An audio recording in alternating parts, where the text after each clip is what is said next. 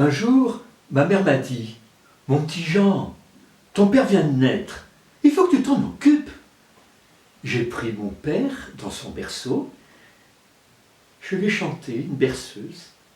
Dan, dini, donnez le bébé. Ça marchait pas, alors je l'ai balancé.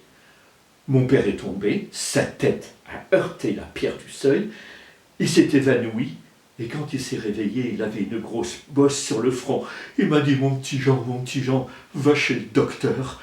Moi je lui ai dit, mais je peux pas, tu sais bien, je peux pas sortir, on peut éventuellement l'appeler par vidéo. Non, fais quelque chose.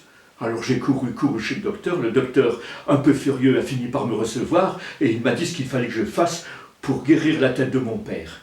Et sur le chemin du retour, j'ai ramassé de la bouse de vache, bien fraîche, que j'ai étalée sur la tête de mon père.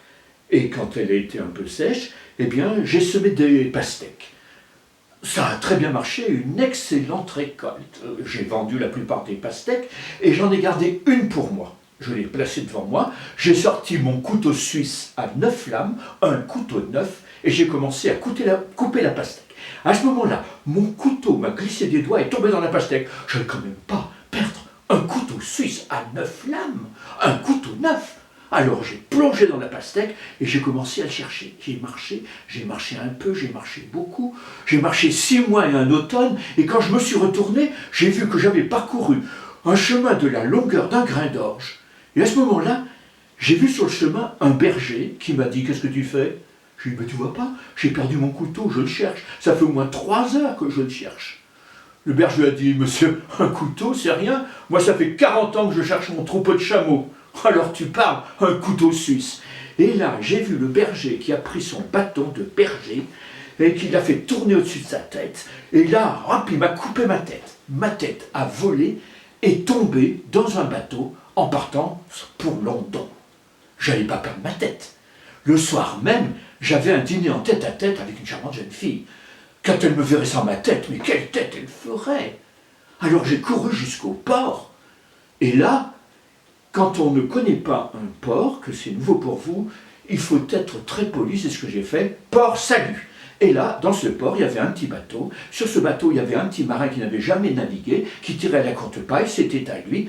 Il a accepté de me prendre à son bord, et nous voilà partis pour London. Et à London, je suis allé sur un marché, et là, j'ai vu ma tête d'asperge, ma tête au milieu des têtes d'artichaut.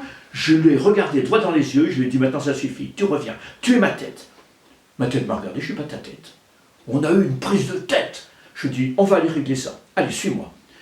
On est parti chez le juge, la tête roulée derrière moi, on est arrivé devant un grand immeuble, j'ai sonné, le juge habitait en haut de l'immeuble, il a oublié d'allumer la lumière, il a déroulé les escaliers, et quand il est arrivé en bas, sa tête a heurté la pierre du seuil.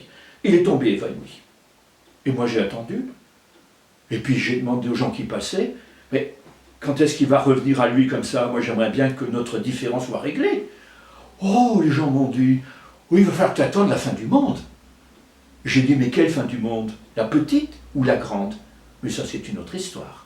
En tout cas, moi qui vous parle ici, je ne sais absolument pas si j'ai ma tête à moi.